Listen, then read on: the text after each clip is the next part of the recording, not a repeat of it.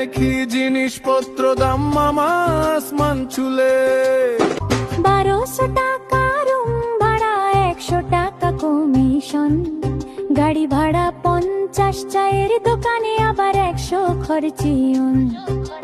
হিসাব করি ভাই মাথা ঘুরে যায়, মাস শেষে হাতে থাকে হয় শুধু 7,000। তাই কেরালায় গিয়ে জানি হিসাব বলেন না মানি, ভাত হোটেলে খেলে ভাই পেটটা কষ্টে টানি।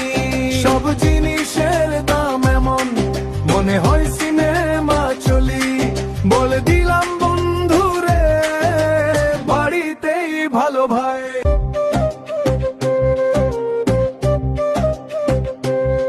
ভোরে উঠে 6টার আগে কাজ শুরু রোদে পুড়ে।